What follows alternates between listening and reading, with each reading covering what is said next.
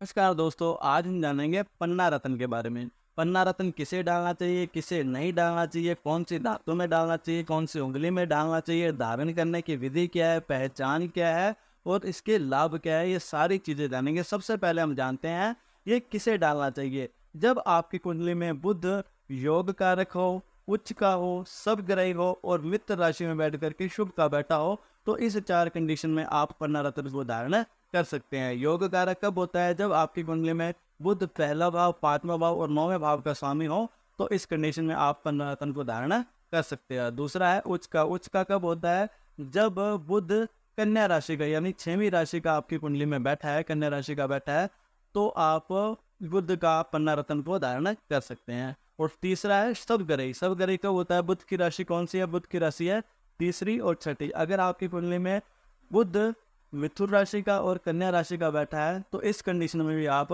पन्ना रत्न को धारण कर सकते हैं। चौथा है मित्र राशि। मित्र राशि कौन सी होती है? बुध के मित्र कौन से हैं? बुध का मित्र है सूर्य और शुक्र। अगर बुध सूर्य और शुक्र की राशियों में बैठे हैं और शुभ के बैठे हैं, तो इस कंडीशन में आप पन्ना रत्न को धारण कर सकते हैं।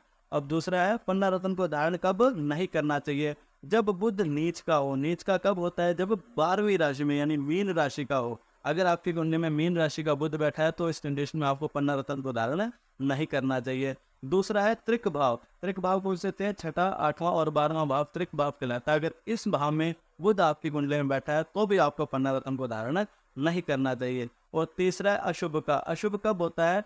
जब बुध कहीं पर भी बैठा हो, मान लो तीसरे भाव में बैठा है और इस पर किसी पाप ग्रह की दृष्टि पड़ रही है, तो भी आपको पन्ना रत्न धारण नहीं करना चाहिए। दूसरा, अगर बुध शत्रु राशियों में बैठा है, तो भी आपको पन्ना रत्न को धारण नहीं करना चाहिए। ये हो गया। उसके बाद है इसको कौन सी धातु में धारण करना चाहिए, तो इसके लिए तीन धातुएं बताई गई। सबसे पहला है सोना और दूसरा है अष्ट धातु और तीसरा है पंच धातु। ठीक है, तो तीन धातुओं में आप पन्ना रत्न को धारण कर सकते हो। अगर आपकी कुंडली में सूर्य जो है शुभ का बैठा है, अच्छा बैठा है, तो आपको सोना रत्न में पन्ना को धारण करना चाहिए। अगर शुभ का नहीं बैठा सूर्य, तो आपको अष्ट धातु या पंच धातु में पन्ना रत्न को धारण करना चाहिए।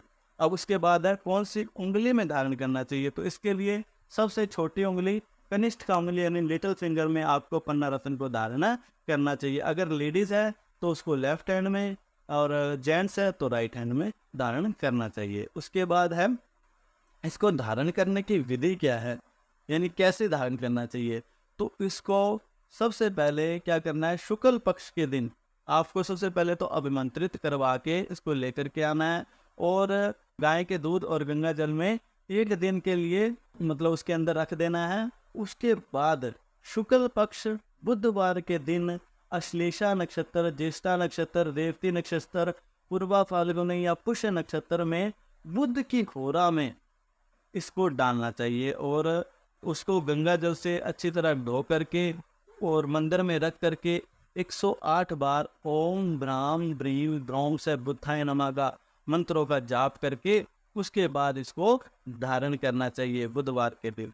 ये हो गया। उसके बाद है इसकी पहचान क्या है, यानी कैसे पता लगता है कि पन्ना रत्न ओरिजिनल है।